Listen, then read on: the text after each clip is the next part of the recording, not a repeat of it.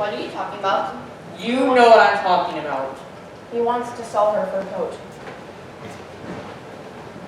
Buddy, no. This is my coat. I've had this coat for 17 years. My father gave me this coat a year before he died. You have no right. You don't dare. You have to give it up. No, please. You can't hold on to a fur coat when people are in such desperate need of warm clothing. Besides, we've been running out of money for months.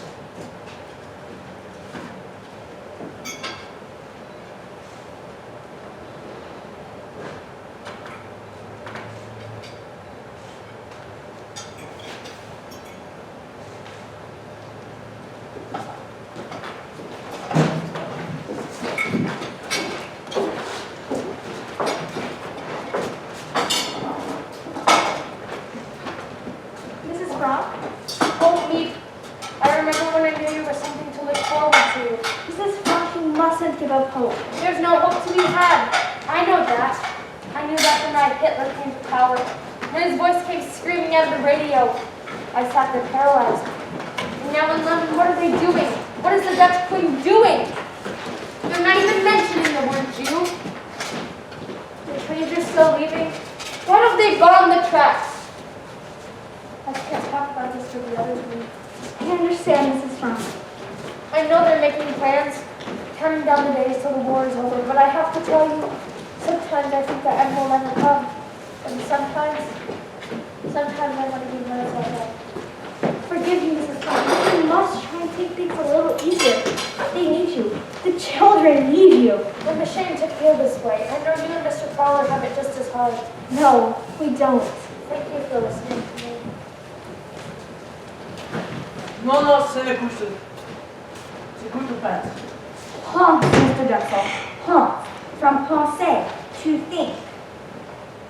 C'est que vous ne faites pas beaucoup. What? C'est que vous ne faites pas. You're going too fast. Oui, je sais. You said. I know that one. Bon. I just don't understand. I would have never, ever have done anything like that to you. That fur coat was 17 years old, for God's sake. Those skates had definitely seen their day. That's not the point, and you know it. I know we need the money. Can you get that to your head? Don't talk to her like that. You never understood anything. Oh God, here we go again. That coat was the last thing. Oh, you still haven't you? You took the last memory of my father away. We have to hear about your father again. If you weren't so cut off with your father, your coat, our apartment and all our stupid possessions would be in America by now. Not your fault. Oh, sure, it was you two. You didn't want to lose your possessions either. Believe me, I knew which way the wind was blowing. Oh, sure, you always knew everything. Mother? Yeah, please, stop. Your mother will never listen. Can I just say one thing? No, you may not. You already say too much already, and it's none of your business anyway. You shouldn't have said that, Mother. What? You hurt her feelings. All right then, I apologize, okay? I apologize to everyone.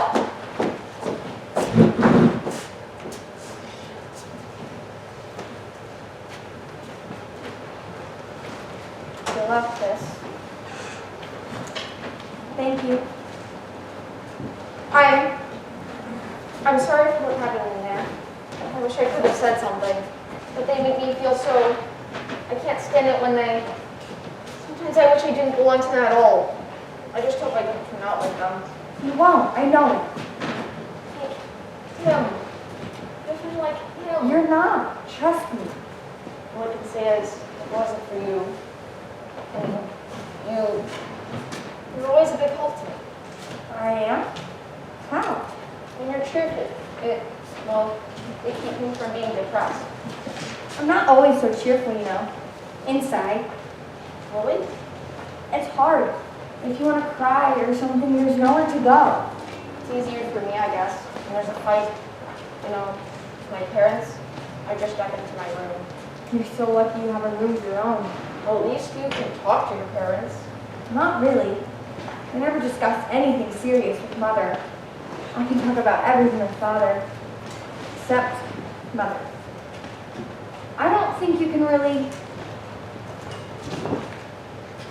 be intimate with someone if it holds something back.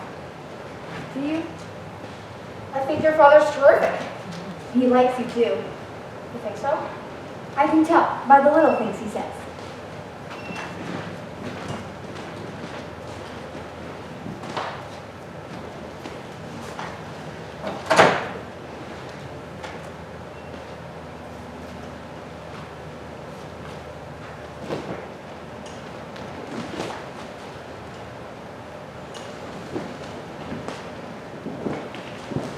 Have we talked before? Together?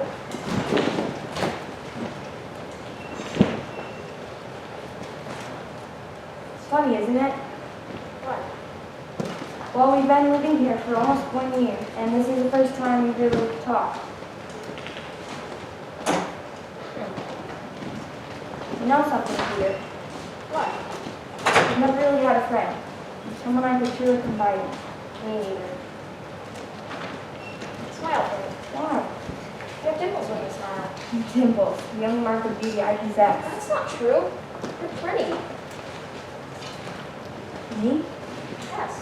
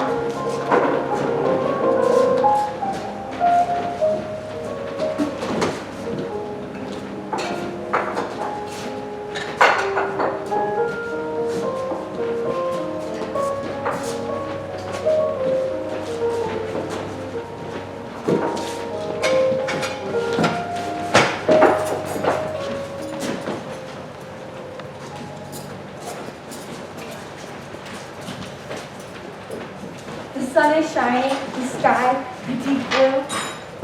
There's a magnificent breeze.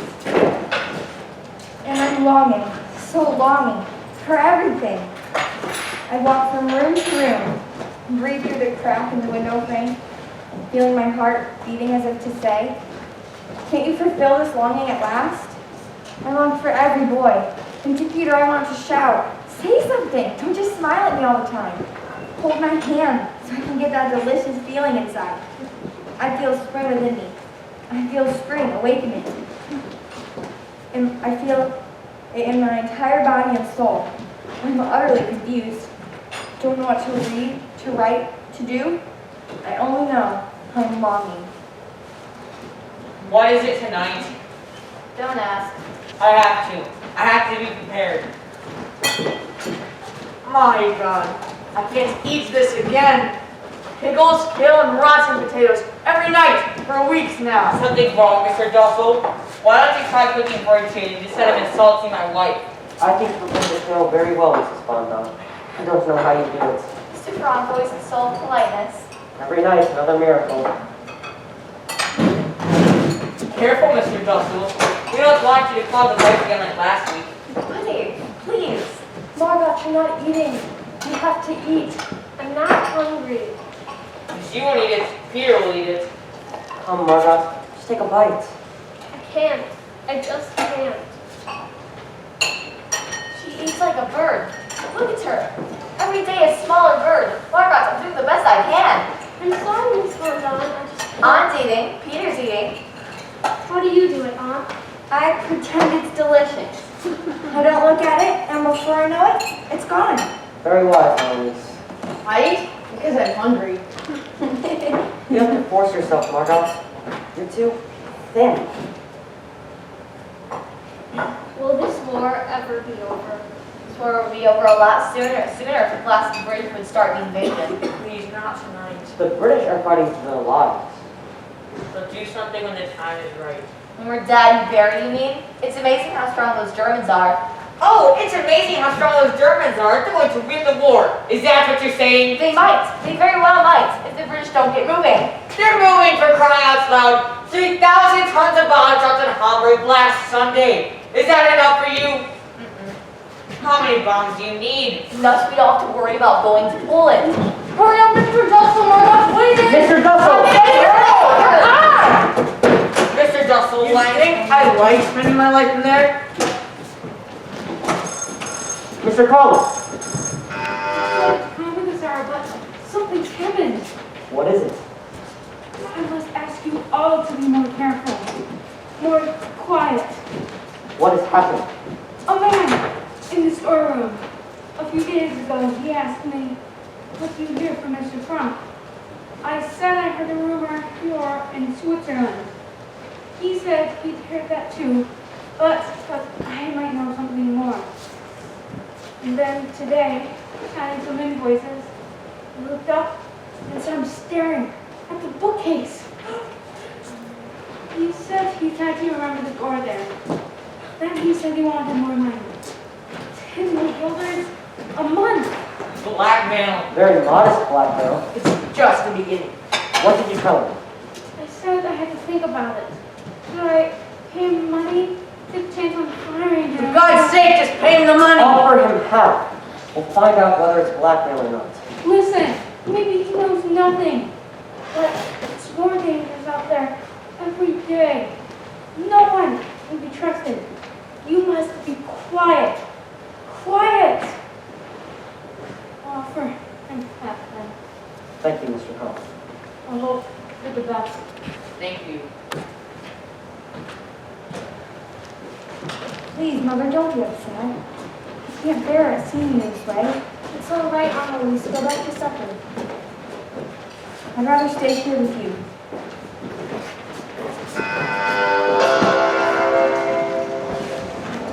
And now, from London, a message from the Dutch Minister of Education, Mr. Gerrit Bolkestein. History cannot be written on the basis of official documents alone. However, to simply try to understand what we as a nation have endured during these years, we need simple, everyday pieces. A diary. Letters from a forced laborer in Germany.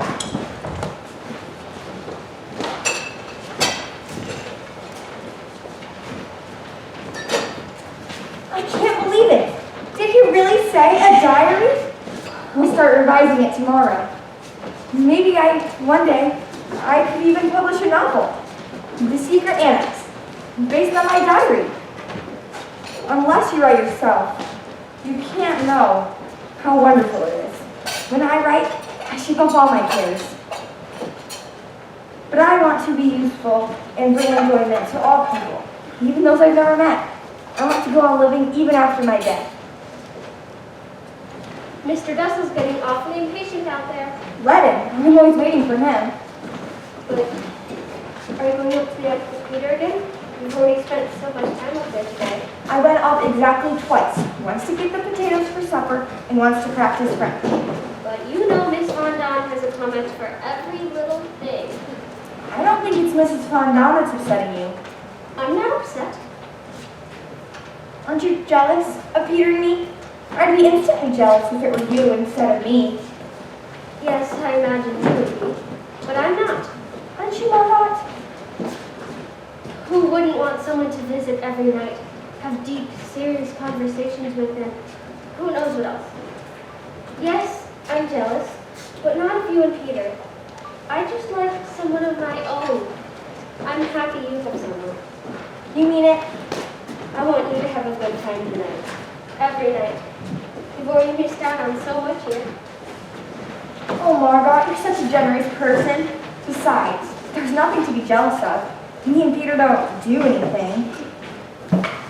He's never kissed me. Oh, the kiss will come. I'm not sure I want it to. Oh, you do. I know you do. You can't help yourself. Wait, let me fix your hair.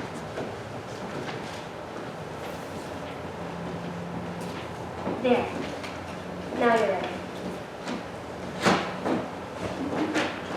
I presume we finally get back into my room? Our room, dear Mr. Dessel, and yes, you may return. Thank you so much. On again. Again. And look at her. It's cold in the attic. You better bundle up. In my days, it was the boys that called them the girls. Young people like to feel they have secrets. The attic's the only place they can talk. Talk. That's not what they called it in my day. I think we might have a romance developing in our little annex. And if this war lasts much longer, we might even have our own next wedding. Frankly, I can't take this stupid chatter another minute. Remember to be down by 9.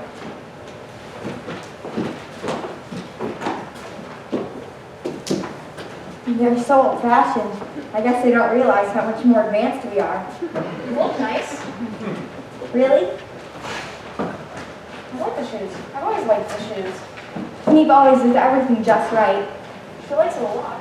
I love her, but I hate having to ask for absolutely everything. Doesn't it make you miserable to be so dependent on people?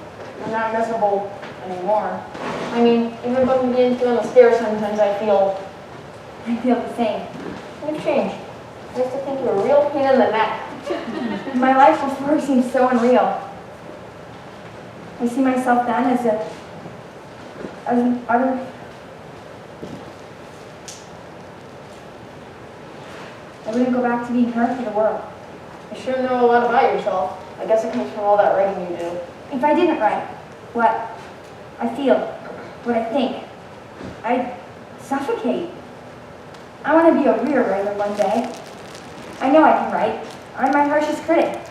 But who knows if I truly have talent or not. What do you want to do? I don't know. Some job that doesn't take much brains. If I were dry. That's ridiculous. Oh no, it's true. I'm a complete idiot. You're too hard on yourself. I didn't have much going for me on the outside. But don't you miss? Oh, Peter, I miss so many things. Sometimes I imagine I'm back in our old apartment. I wake up and wonder, why can't I go outside? But you can see the moon from here. And just like you said, look at our attic. The moonlight coming in. Are you cold? No. Well, maybe just a little. Here.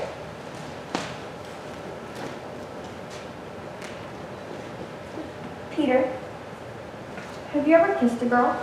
I guess so. You have? When? It wasn't a big deal or anything. Tell me. It was on my birthday. I was blindfolded. I don't even know who the girl was.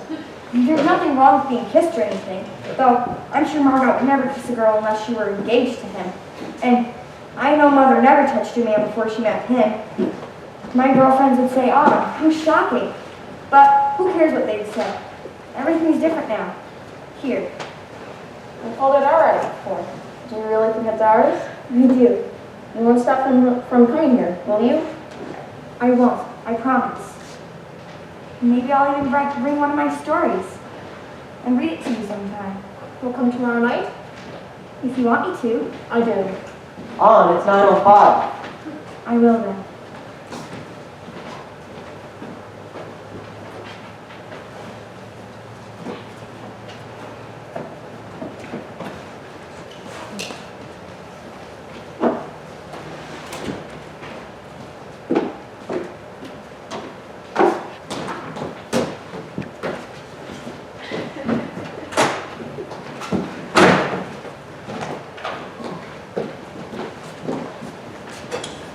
All Jews must be out of German-occupied countries before July 1st. The province of Utrecht would be cleansed of Jews before April 1st and May 1st. The province of North and South Holland, including Amsterdam, immediately thereafter. A faster pace evacuating the Jews will begin as we move them by train, not once, but twice a week, transporting 12,000 Jews a month. This is dirty work, but a mission of great historical purpose. When not a single Jew remains in the Netherlands, people will again walk freely in the streets. Oh, listen. A rat. Edith, please, go back to sleep.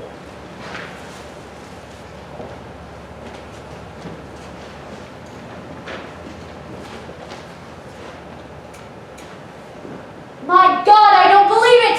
The bread! He's stealing the bread! Herman, for God's sake! What is going on?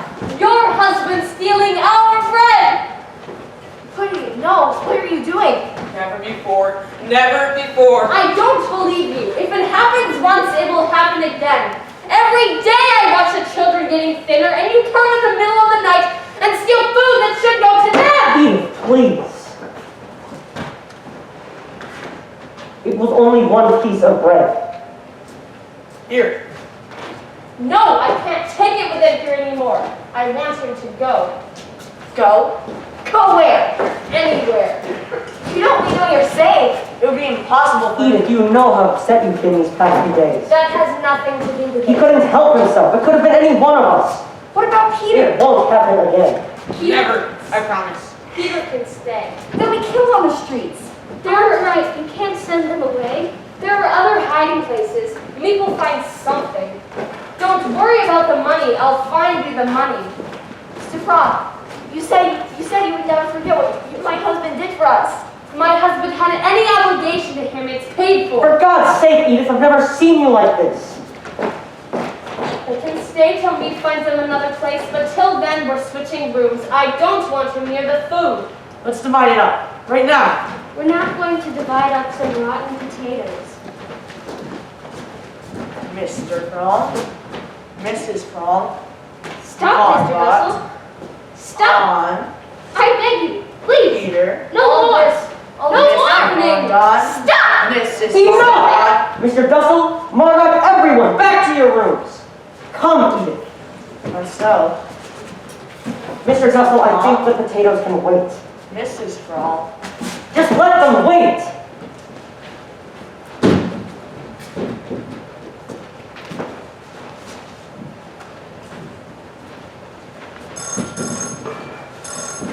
Meet at this hour. Everyone, the most wonderful, most incredible news! What is it? The invasion!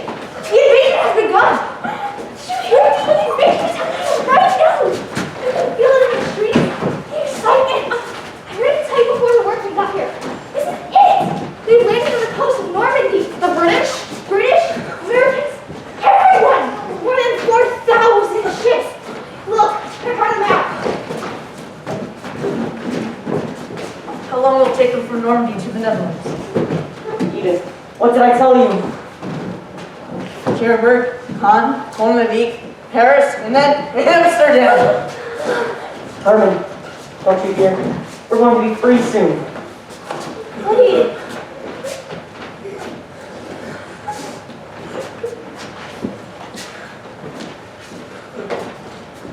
People of Western Europe, a landing was made this morning on the coast of France by troops of the Allied Expeditionary Force.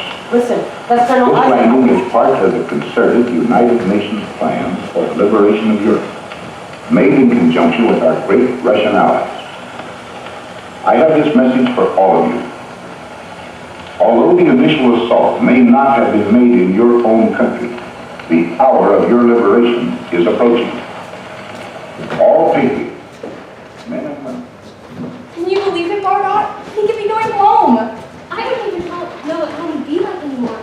I can't imagine it. We've been away for so long. Oh, I can imagine it. I can remember every little detail.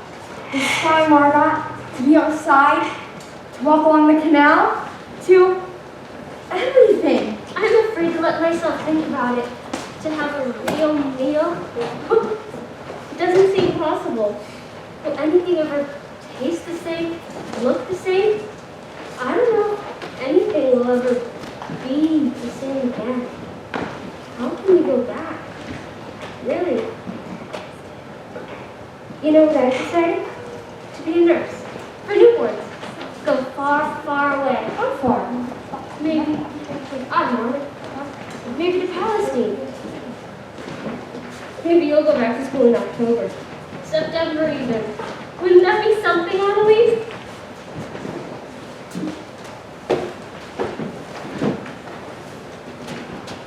Hey, you know what I was just thinking about? And you won't believe this, but I was thinking about the day we first met. When you were buzzing around with the other boys in Bremerhaven, I picked you out right away. You were the one that made me laugh. You laughed. That afternoon you took me on the ferry, and then you made me laugh even more. And then you started to kiss me, and those kisses were even better than the laughter. And then you brought us to that restaurant. Remember? You ordered almost everything on the menu. Wow, he has a ravenous appetite. This man can really eat, they kept on saying. Do you remember? Go back on that ferry one day and answer that restaurant, I promise. But in the meantime, when you're hungry, just hold on to me. Oh, please, buddy, just hold on to me, okay?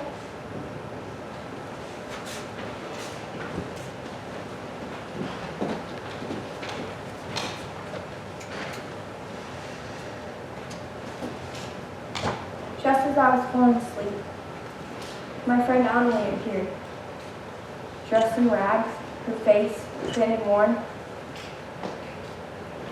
She looked at me with such sadness in her eyes. I could read the message in them.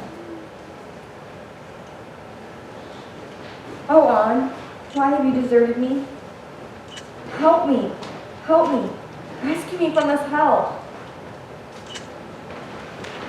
If only I could. Why have I been chosen to live and you to die? Oh, Annalie, if you ever return, I'll take you in. I'll share everything I have with you. Are you still alive? I keep seeing your enormous eyes. Keep seeing myself in your place. You're a reminder of what my fate might have been. What will we do if her... No. I mustn't write that down.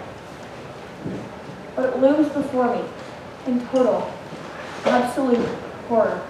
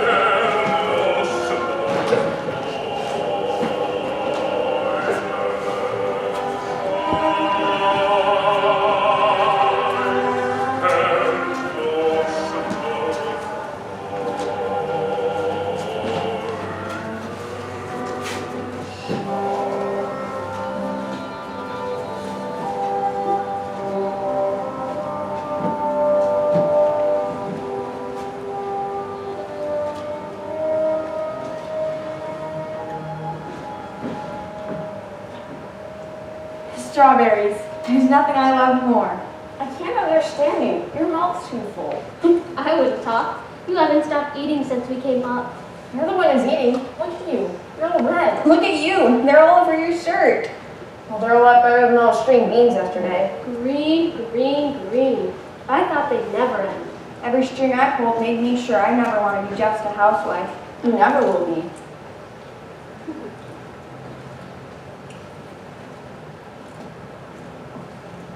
Oh, strawberries, I forgot how wonderful they tasted. Of course you forgot. You haven't seen a berry in 2 years. Don't eat too many, Putty. Remember how sick you were last night after the kale soup? I'm just worried there won't be any left for jam to go straight from the attic. Mr. Dussel, you're such a worrier. Let the children enjoy themselves. Ah, these are good. I'll tell you a secret. Every night, I think, they're coming, our liberators. I'll tell you one thing. When we get out of here, I'm going to make sure no one knows I'm Jewish. What? I'm serious. Life would be a whole lot easier if I were a Christian. You mean you'd be baptized? I don't know. Maybe. I could never turn away from who I am. Don't you know you'll always be Jewish? In your soul?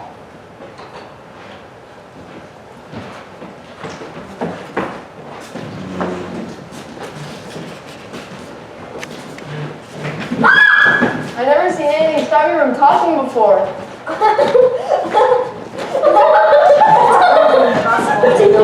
The children.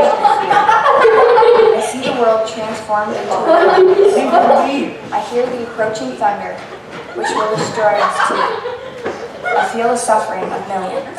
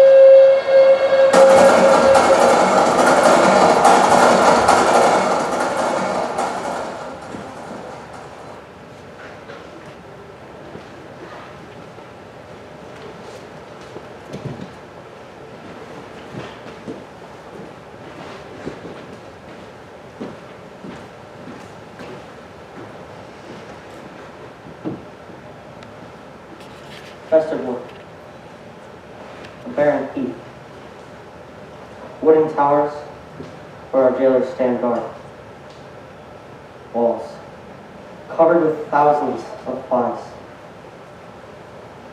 The 8 of us crammed into Barracks 67, betrayed. We never know by whom. Our last month together. Our last month. Ann and Peter walking hand in hand between the barracks and barbed wire. Edith worrying about the children, washing underclothing in murky water. None. Margot, silent, staring at nothing. The last days on Dutch soil. Late August, Paris free. Brussels, Antwerp. But for us, it was too late. September 3rd, 1944. 1,000